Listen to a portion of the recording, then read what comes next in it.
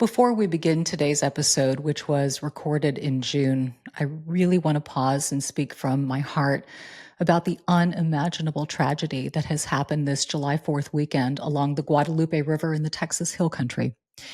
So many precious lives, children, families were lost in that flooding. And honestly, it's hard for me, it's hard for all of us to wrap our minds around it. As a fellow Texan, I feel this deeply. As a former news anchor who covered stories like this, I feel the angst waiting for every word from an elected official and the pain listening to people's testimonies. As a mom who once sent her own child to summer camp in that area, it really, really hits home. And I know many of you feel the same. You're holding your loved ones closer. You're praying for families that you may never meet, but whose heartbreak you can certainly feel. There is no easy way to make sense out of any of this, but what I know and what I hold on to as a believer is that God is and always will be on the throne, even when we don't understand, especially when we don't understand. He is near. Psalm 34:18 speaks to this. The Lord is close to the brokenhearted and saves those who are crushed in spirit. Dear families touched by this tragedy, we see you. We grieve with you. We lift you up in prayer and any possible way that we can help meet your needs. May you feel surrounded by love, and may you know that you are not alone. Hi, everybody. Welcome to today's Over 50 and Flourishing. It looks like we are all in the season of wanting to flourish, and I'm so excited about today's episode because we started this, I'd say about 3-4 months ago, maybe, where we talked about opening up the platform to your questions. And we call it Dear Dominique, where you can reach out to me. And if you have a situation, a story, you find yourself in a season of life, and maybe you just want another listening ear or maybe some guidance. And here's what I find happens too.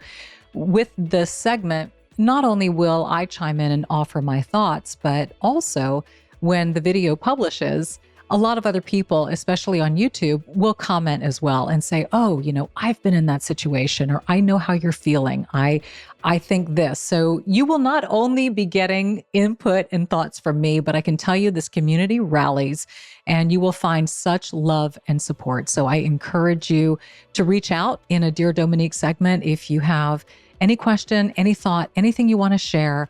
You're just looking for just maybe, an outside opinion on something.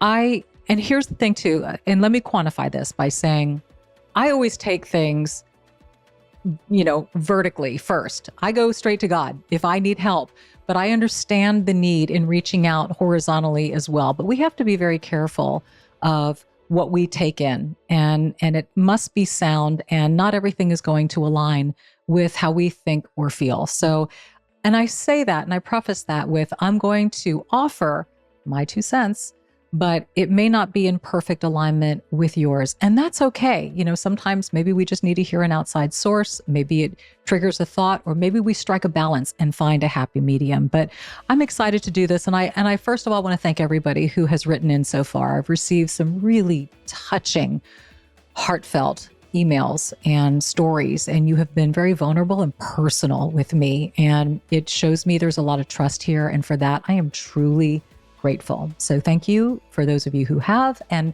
an extended thanks for those of you who will, based on this episode. So let's launch in with our first Dear Dominique. Courtney was so kind. She's like, I'll print it on the biggest print for you. And I'm like, yeah, it's not big enough. So unless it's like 35 font, all bets are off, glasses are on.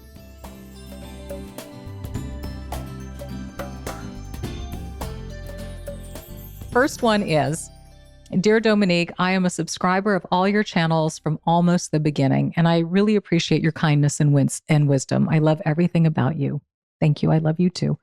A little bit about myself. I'm a 54-year-old woman who went through life with good and bad, always being thankful to God for all his blessings. I immigrated to Canada when I was 30 with my husband and 2 young boys, so life wasn't always easy. 10 years later, I opened my own business. I ran it successfully. And after a rough start of about 3 years, I just sold it a month ago. My boys are grown-ups with their own lives and being 2 wonderful human beings. Congratulations on that in and of itself. I'm in a very good place. I have friends and I feel appreciated by pretty much everybody who knows me. I only have a challenge, and this is my relationship with my sister. She is constantly offending me, trying to put me down on each opportunity she gets. Recently, she even started swearing at me and our mom. Everything I confided in her got weaponized and used to attack me, so I stopped telling her anything about my life. Now she is accusing me of hiding things from her. I can't even tell her when I go on vacation because she always starts a fight and ends up ruining at least a day and night of my vacation. We just had another big fight a couple of days ago, and she really knew what button to press, so I feel really hurt. I will say that although I am trying not to respond, she keeps poking until I end up throwing bad things at her too. Sometimes I'm able to keep calm and end things quickly. Other times I just lose my patience. Anyway, this last time I felt really hurt by her choice of words, and I decided not to stoop that low and answer. But I told her that I was done with her and I didn't want her to contact me anymore. I would love to hear your thoughts on this, as I have tried everything I could think of, kind and tough love, and trying reasoning with her so many times. And I feel like everything I try is just futile, and I'm ready to give up on this relationship. Thank you for listening to me. Love, Corina. Corina, first of all, let me just express my sadness for what you're experiencing. I can't imagine the pain and the turmoil and the conflict that you're feeling. You know, they say you can pick your friends, you can't pick your family. And here's the thing, with family, we may share blood, but what if they make us bleed? What if their actions and their behaviors cut, like death by 1,000 cuts? What if they bleed us to death? Then what is the point of just sticking it out because you're united by blood? So I would encourage you to do this. First of all, a couple of things caught me, and that was, you talked about the verbal abuse, swearing at both you and your mother. I'm sorry, to me, that's a non-starter right there. That's it. You know, I think we all need to have boundaries in our lives, very clear-cut boundaries. And it doesn't matter who it is. It could be your sister, it could be your husband, your children, it could be somebody you just met on the street. There are hard boundaries around us that need to be in place. And cussing, swearing, belittling, there's no room for that. I don't care how hurt, how upset, how insecure, how whatever. That doesn't matter. There are ways to communicate feelings without belittling somebody and being verbally abusive. To me, that is verbal abuse. There is absolutely no room for that, period. End of story. Also, what I've noticed, you have continued to put in effort to try to salvage the relationship. And I'm sure you feel like you are just walking on eggshells with her, right? You don't know what sister you're going to get. Is she going to be kind? Is she going to be nice? And I'm sure those moments of kindness and where there's nicety, it gives you a glimmer of hope. It's like, oh, well, maybe we're on the path to healing and a renewed and restored relationship. And then something will happen where it's torn down. So you feel like you're riding this roller coaster of ups and downs, and you just don't know who you're going to get at every turn. That's no way to live a life. That's no way to have a healthy relationship. And it puts you on edge. And you certainly can't be the best you in a relationship if you feel like you are constantly having to cater to somebody's behavior. So my encouragement to you is this, and as hard and as painful as it may be, number one, boundaries. Boundaries. You deserve respect. You are of value. And if people aren't going to treat you with value, then you need to stand up for yourself and say, I'm worthy of more. I'm worthy of more. This is unacceptable. It's unacceptable for you to do this to me. It's unacceptable for you to do this to my mother. You can't control what she says or does. Her dynamic with your sister is different, and I'm sure there's a lot of guilt there, as I'm sure there is on your side as well. Clear boundaries of what's acceptable and what's not. And as hard as it may be, I think that calmly you have to sit down and reflect on what those boundaries are. And you need to have a heart-to-heart with her and articulate this and tell her. Sometimes it's even easier to write a letter, because I know in conversations, especially if somebody is emotional or if they're not a good listener, they will cut you off. And what you mean to say from the heart and some valid points that you need to say, you probably won't, because that person can cut you off. Then the conversation has now jetted down this pathway and that way, and you're way off topic at this point. So it might be a good idea to sit down and write a letter and not send it to her, but sit down with her and say, I need to read to you what's on my heart, and I need you to sit and listen to me without saying a word. Can you do that? Can you offer me a listening ear and hear me out before speaking? If they can't even do that, then that already tells you that they don't value you as a person. I would be very, very concise about what it is that you need from the relationship, that you love your sister. Look, the reason why you're still in the game is because you love her. You're probably very hurt, upset, angry, and frustrated by the behavior, but you love her. And so I would come from a place of love and say, look, I'm telling you these things because I love you, but I find that how you are treating me is unfair and unacceptable, and I will not tolerate it anymore. This is what I need from you. This is what I need from this relationship. Either you can do it and you can step up to the plate, or you can't.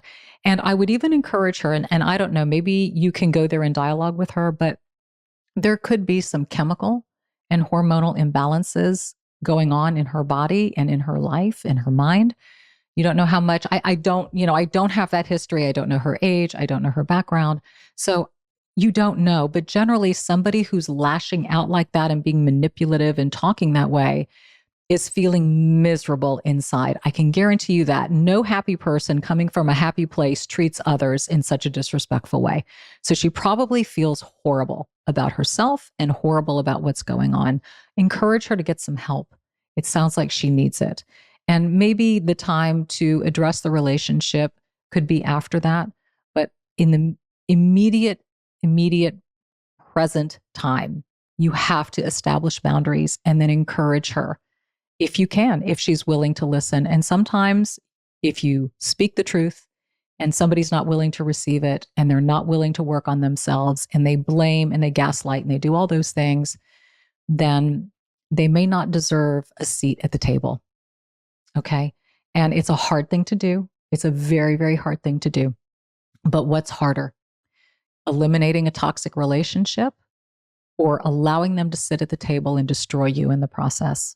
And that's a question you need to ask yourself, but protect you first. And most importantly, be honest. Be honest and see if you can guide her in getting some help and, encourage her in her relationship with the Lord as well. That's a tough one. And I have a feeling as I talk about this, there are a lot of people who deal with family dynamics and situations. This is not new. This is not a one-off. And I think that there are a lot of people that can relate to this. And certain people are going to act and behave and do as they do. And if they're not willing to change themselves, then you just have to change how you respond to it. And sometimes your response to it can simply be, I'm just not going to put up with it anymore. So it's hard and it's not easy, but you are worthy of kindness and love and respect in your life. That's our first question. We have many, many more to go. We're going to thank our sponsors and be back right after this.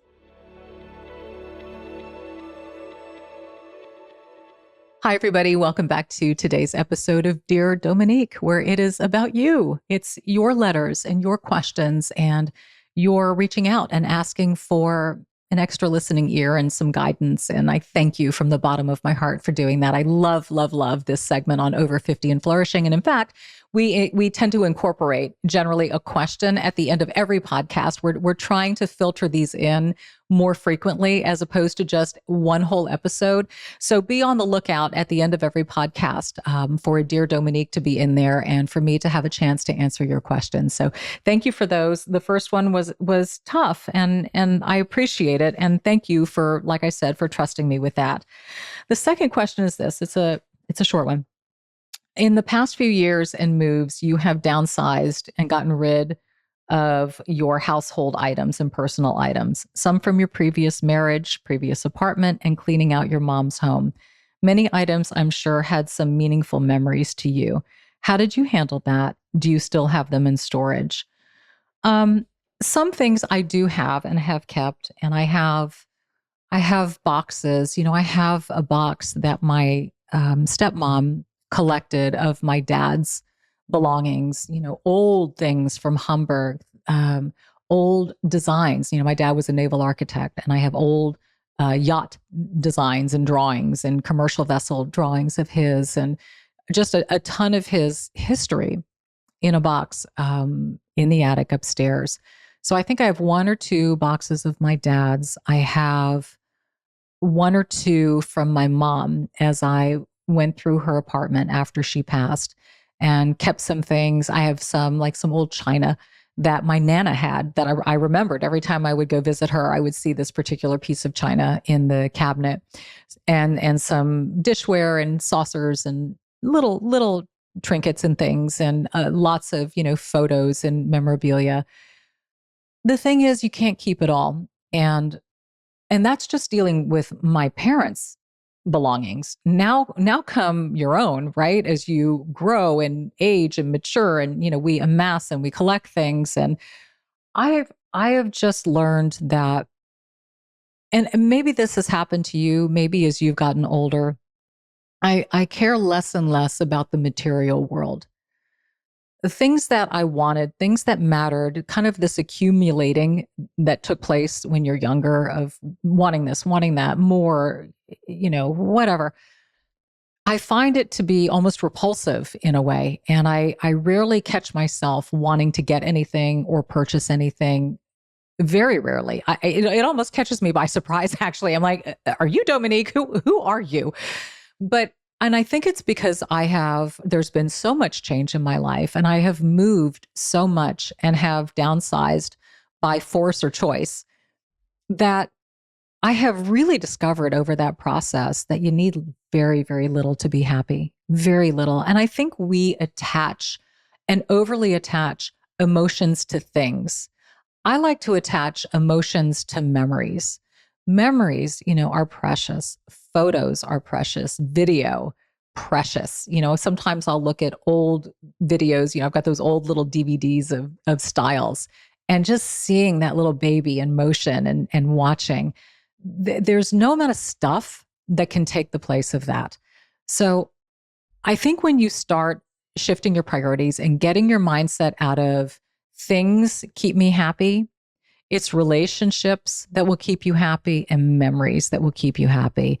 And I'm telling you, I mean, I love our home, but Vic and I, if we had to sell this house and downsize and move into a 1-bedroom apartment, I would be equally as happy with a quarter of this stuff. I just don't need it. So it's a mental shift. And here's what I encourage. Like I said, I've had a lot of moves, and I've had to.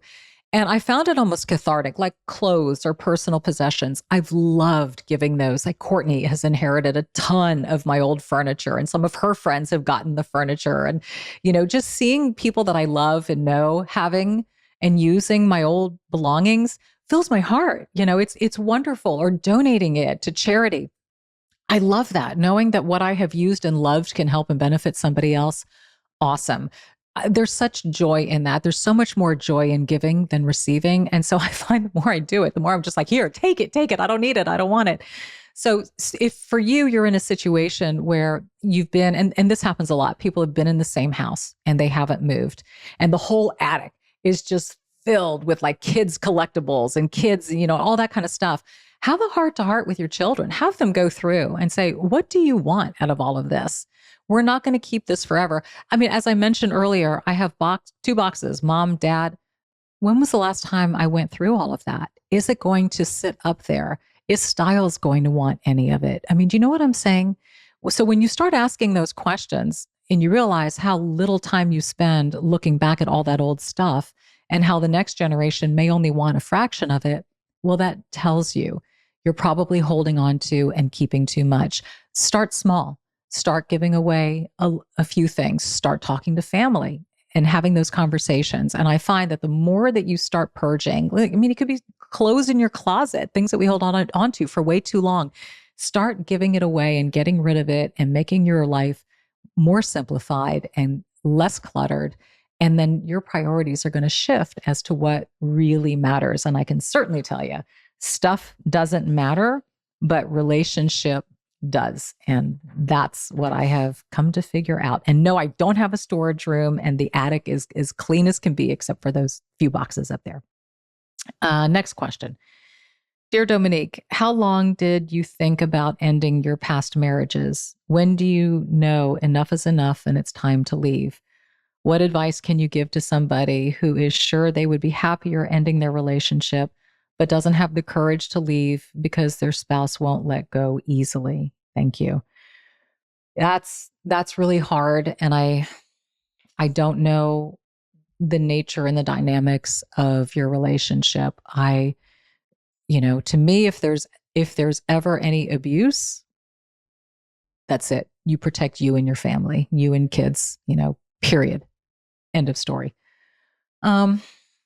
If it's we've grown apart, we don't share the same interests, he doesn't love me, if if he's had affairs or, again, I don't know the nature of the situation.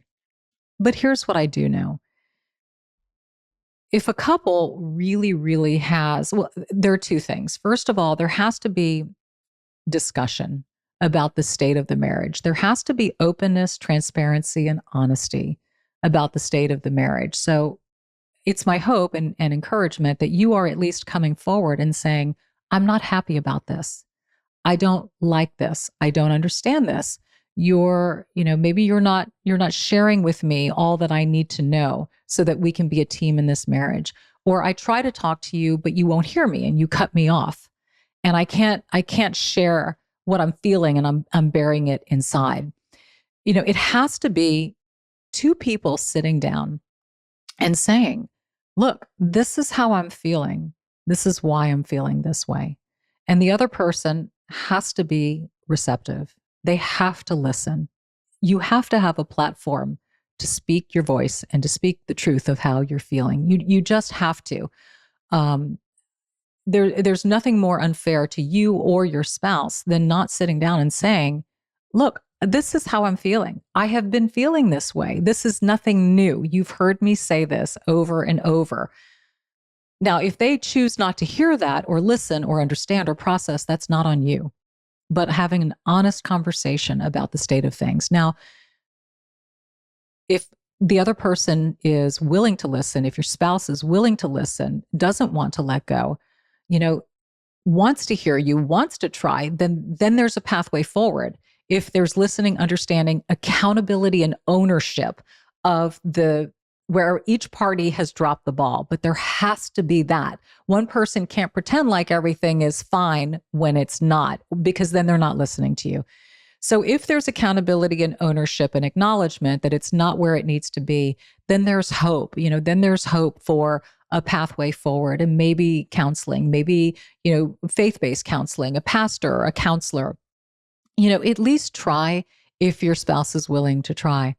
But if it gets beyond that and it's not salvageable, or if there is irreparable harm, or if there are things that you can't overlook, then that's a decision that you have to make. And I would encourage you to make it with somebody who is skilled in this area and exercise your options. If you have a partner who is at least willing to acknowledge their fault in the marriage, and you acknowledge your fault in the marriage, but one person can't do it all. And it's my hope and prayer that you find peace, and that you find a pathway forward, no matter where that pathway is, whether it is with your husband or not, but at least to have the clarity and know that you were heard, and either the ball was dropped or not, or, if there's betrayal, and betrayal can be, people, you say the word betrayal and you immediately think one thing. Well, there's financial betrayal. There's so much other types of betrayal. And if can that be overcome? So again, I don't know your personal situation, but I hope and pray for you as you make your way forward in that journey. I really do. Dear Dominique, thank you in advance for offering this, and I hope this is the correct forum for these questions. I'm so happy. Oh, sorry, the backside. I am so happy to have a way to reach you. I discovered you maybe 1 to 2 years ago and cannot get enough. You are such a find for me, full of relevant info, honest, and it feels like a bit of a sisterhood. That's so good. 3 questions, please. Please talk about the ring you wear on your index finger. Is it a health ring? If so, how long have you been wearing and using it? Are you satisfied? Does the thickness of the ring bother you? Hand swelling, etc. Is it worth the money? I'm a person who removes all jewelry when I'm home to stay, as my hands always seem to be in water. It's an investment and I don't want to waste money. Well, funny you should ask, because I just gave that ring to Courtney, who's so excited because she has been wanting that ring forever. Okay, here's what I'm going to tell you.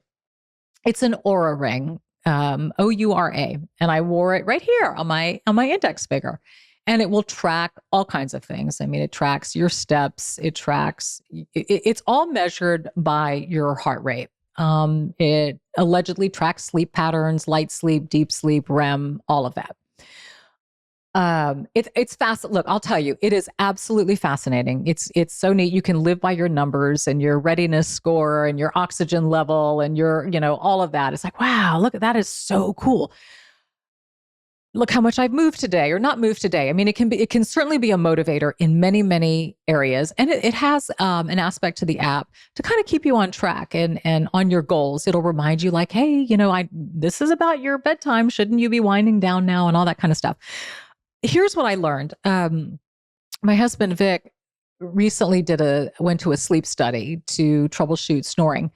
And he told them, he's like, yeah, my sleep stinks. I'm barely in deep sleep, REM, whatever. And they said, well, how do you know that? And he said, well, I wear an Oura ring. Because, of course, I had to get Vic an Oura ring too. And they said, well, yeah, those don't really work so well for tracking sleep. And he's like, what? And I'm like, what? And they said, yeah, they said, look, a little ring on your finger that's measuring temperature and pulse or whatever is not the same as electrodes all over your chest and head to track, when you're in REM, deep, light sleep, breathing, all of those things. It will give you let's just say a loose picture of how things are looking. For instance, here's a great example. Blood pressure cuffs. If you have like one of those wrist blood pressure cuffs and you take your blood pressure, it may tell you a number. And then you go to your doctor and then they put the big sucker on your arm and then that tells you a number. That's the one to trust. That's going to be more accurate than this is. This may offer a guideline for you, a template, a framework. Maybe it motivates you a little bit. And if that's the case, awesome. I think that's great. For me and for us, it's like, I know what I need to do to get it. I can tell when I've had a good night's rest. I don't need my ring to tell me that. I know when I've had enough steps and movement in a day. I don't need a ring to tell me. So now that I know, and I know my patterns and all that, I'm like, here, Court, have the ring. And she's so excited and I can't wait for her to discover it. And I will let you kind of weigh the options and the price, and then you make that determination yourself. But that's been my experience with it. Her next question was Sculptra. I love your results. Unfortunately, I don't have access to your lovely doctor, but I do go to a doctor's office for fillers and Botox where providers are doctors, nurses, and a PA. I'm nearing 70, but told I don't look it. Sometimes I ask myself why I just don't accept the aging gracefully. We'll talk about that in a second. Fillers no longer produce the results they once did for me. Can fillers supplement Sculptra until hopefully the collagen build yields results? Or do you use Botox with Sculptra? From your, let's see, I've been told Sculptra cannot be dissolved. I worry the provider makes a mistake injecting and I end up with a distorted face. Were you concerned about that? First of all, let's address the difference between Sculptra and fillers. And I've done a couple of videos with Dr. Marjorie Nigro, my dermatologist, who has done 2 Sculptra treatments on me. Sculptra, they're milk protein balls.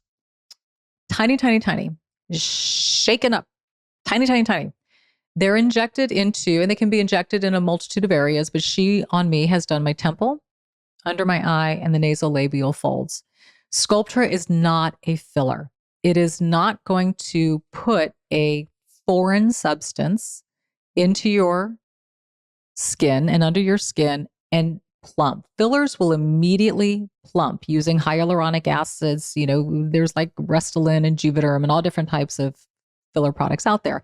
Sculptra induces your own natural collagen production, which is why it takes longer for the results to happen. Generally, about 3 months, you start seeing the results, and can last anywhere from 1 year to 2 years, depending on how well your body takes it, your age, skin, elasticity, existing collagen there, all of those things. Sculptra to me is the most natural. It is subtle. It works with your own body's collagen in areas where you used to have fullness in your youth. So it's natural looking. You get a natural filling and a lift in areas where we had fullness in our 20s and 30s, like, here at the temple and the cheek, and we weren't recessed here in the hollows of the mouth. I like that the best for that particular reason. Fillers will give you immediate fullness. Immediate. It is not, and I'll say this, they say it's not permanent, but there have been many, many studies, and you'll see a lot of videos out now that actually a lot of filler over time will stay, and can even migrate to other parts of the face. And I think people can become very desensitized to filler because you get it done and you initially like the look of it because at first it can be very subtle. And then people will do more and more on top of that existing filler. And then areas start looking puffy, faces start looking swollen and distorted. So I think that's what you're referencing is, and that happens with filler and not Sculptra. So I wouldn't worry about that whatsoever. And I would, encourage you to find a practitioner who can do Sculptra. Now let's talk about this whole aging gracefully thing.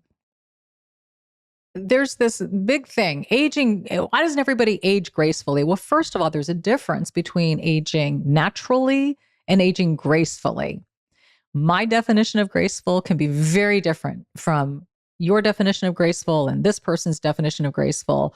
I may choose to do Sculptra. Another woman may choose to do absolutely nothing. Another woman may choose the whole accompaniment. So aging gracefully is interpreted very differently. Aging naturally is not using any artificial substance. So I get very frustrated with this term aging gracefully being tossed about because it's a judgment call, and I cannot stand judgment on another woman's decision of what she chooses to do or not to do. It is a personal choice.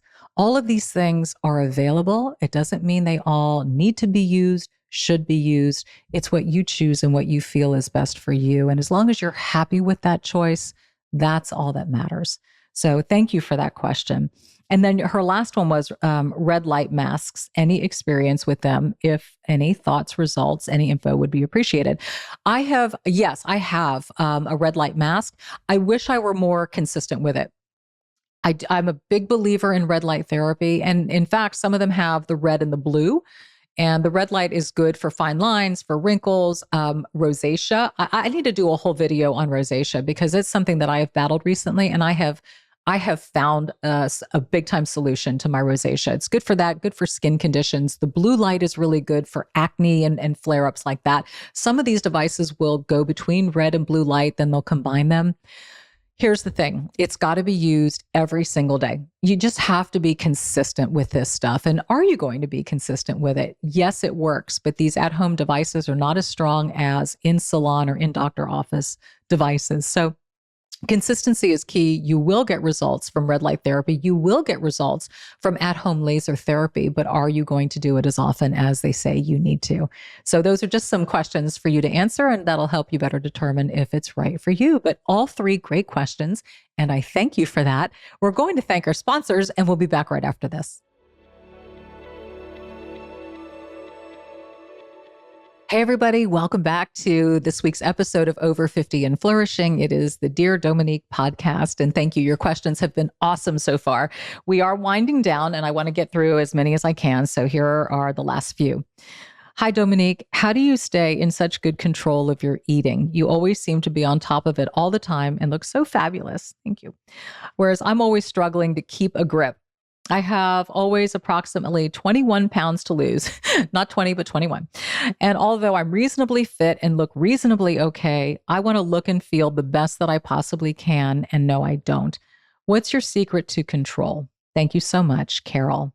Thank you for your question, Carol. And I love how you're dialed into 21 pounds. It's like you know exactly.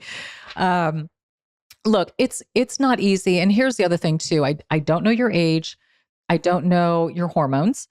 I will tell you that is in midlife, that is a huge component. Huge, because as we go through perimenopause and menopause, our bodies are storing and holding on to belly fat. It is a reproportioning and redistribution of fat that takes place because we are losing estrogen. And there are so many wonderful sources online if you need more information just on menopause and HRT in general, if you're not on it or something you're considering. But I will tell you that struggle's real. So if for me, for instance, I struggled in my late 40s with perimenopause and I wasn't getting any sleep. My estrogen was lowering and I could feel a thickness that I didn't have before. And I could, feel this extra 5-6 pounds that I was carrying that just, I don't know, it made me feel off. And then I wasn't sleeping well at night, and that raised my cortisol levels. And then I was miserable during the day, and I was gaining weight. And of course, when you don't sleep, you eat the wrong foods. My first suggestion to you is make sure your hormones are in check. Make sure that you are level there and are seeing a doctor who specializes in women's care. Again, I don't know your age, so I don't know where you are in that journey. But you know what? Perimenopause can start in early to mid 40s. So again, get that looked at. If you are feeling symptomatic, also thyroid is another thing to check as well. Make sure it's not a medical reason why you can't seem to break that barrier. Beyond that, habit, behavior, and control. I say this is a lifestyle, and it's not about a scale, but it's about a lifestyle. How are you choosing to live? And how are you choosing to nourish and protect your body, your mind, your heart? Because what we eat affects all of those things. So my rule of thumb is perimeter of the grocery store. I'm protein produce, and I don't shop the center aisles, or very rarely, if I need like a snack, or I'll get an almond butter with a green apple to get my fiber and my protein. I'll make eggs in the morning. My meals will be pretty much protein and vegetable based. Do I allow myself treats, enjoyments, splurges? You bet. But what I've learned is that this is a marathon, not a sprint. And if I am 80% of the time, 85% of the time eating healthy choices and not overeating, and that's another thing too that we have to watch. We have to control our portions. We eat way too much in this country. Food sizes are ridiculous. And anytime I eat out, I'll eat half, bring it home. So that's number one. Cut everything in half. Get your body used to eating less food at a meal. I'm also a believer in intermittent fasting. I can't eat breakfast. I have no appetite. So my first meal won't be until 11:30, 12 o'clock. The night before, my last meal was at 7 o'clock. So I've gone a good 16 hours without eating. And that allows your metabolism to fire up, burn some fat stores. That works for me. And it actually gives me mental clarity.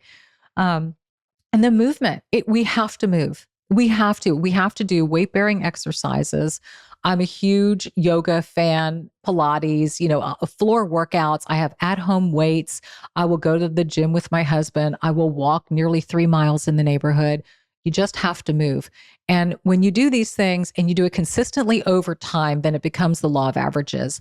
That outweighs any lacks in movement or eating. And before you know it, you are on a journey. And it's not an overnight journey. It's not quick, but you will get there. You will get there with consistency, but all of those things have to be in play. It's a discipline. It's a lifestyle. Anybody who you see who looks lean and fit and trim, I can tell you what, they are not living in the drive-thru of Wendy's. They're just not. It's not happening. So you have to decide, how do I want to live? How do I want to feel in my body? How do I want my clothes to look on me? How do I want to live when I'm in my 60s, 70s, and 80s? Because the food and the choices that we make now will impact that journey down the road. Let all of that determine what you do today. And I wish you all the best. I know you can do it. I know you have it in you. And I'm totally rooting for you and your 21 pounds. Okay. And then, Dear Dominique, who do you go to for advice, a listening ear, and inspiration outside of talking to God? Well, I always go to God first. Always, always, always. He's always there, and his word is always right. But I would say next, I take everything to my husband. I talk to him. I trust him. I love his wisdom. I love his faith. I love his life experience. He offers wonderful input to me, and I think that's great. I'll talk to Holly, as you know, who's my friend. I'll talk to Courtney, if I need another perspective or another voice, a younger voice, or just, but I have my go-to people, and you don't need a lot. You just need quality over quantity, and that's it. But most importantly is that stillness within yourself, and listening to yourself, and listening to kind of, what's right deep inside when we listen. And I believe that's God talking to us. If we sit still long enough, and if we answer the hard questions, which sometimes we try not to do because they're hard, we'll know what to do. But be careful who you bring in. Be careful whose voice overrides the voice. That's my only word of warning. Last but not least, Dear Dominique, I just turned 60, and that's so hard for me to even say out loud. I take very good care of myself. I work out, drink my water, take my vitamins, and use skincare. But mentally, how do you keep positive and keep your mind healthy as an aging woman? Well, I'm 2 years behind you. So, in 2 years, I'll be saying I'm 60 as well. And it's honestly, that's kind of a mind game. It's hard to imagine that I'm even that close to 60. So I feel you. I understand what's going on. People say this all the time. At this stage of life, you don't feel your age. You just don't. You think you're younger, you act younger. You're like, there's this lack of congruence between how I see myself and what the driver's license says about me. It's like, how did this happen? So I think that we just have to stop focusing on a number and stop letting societal norms tell us how we should think, feel, dress, act, whatever. I mean, if you feel like throwing on some long hair, do it. If you feel like wearing jean shorts, do it. Do what speaks to you. I think the key to youth is just honoring who you are. I think it's also taking care of yourself. I think it's nutrition. I was just talking about, how you eat, how you move, how you think is really, really important. Don't think old. And by saying that, I mean, don't put limiting thoughts. Oh, I hurt, I can't do this, or oh, I'm forgetful. What you keep saying over and over is actually what you will be and become. So what are you going to speak over yourself? What are you going to say over yourself? I'm capable. I'm going to try, do new things that challenge you. I think that is such a fun, we're at this season in life where we have a little more opportunity and more freedom to try things. Try some new stuff. New challenges will stimulate your brain. Boy, that'll keep you young in a hurry. I love to play Wordle. That's a great challenge. Puzzles, brain teasers, things like that, learning a new language, doing hobbies, reading. There's so many things to keep the brain active and young. But can I say the best thing for a youthful brain is joy. Just have joy in your life. And I kid you not, age will always just be a number. Thank you for your amazing Dear Dominique questions. You guys have been awesome. I love this. We will provide a link for you down below if you would like to participate and throw some questions my way. We'll do another episode down the road. But like I said, we will tack these on at the end of every podcast so we can try, or at least I can try to address as many Dear Dominique questions that come in. You guys are amazing. Thank you for being with me. Comments, you can leave them below if you're watching on YouTube. And if you listen, wherever you listen to your podcast, I always love it if you rate, review, subscribe, and share Over 50 and Flourishing with those that you love. Share it with a woman who might, decide to write in. Could be a new listener and a new viewer. And how exciting would that be? And you brought her here. Be bold, be blessed. I'll see you next week.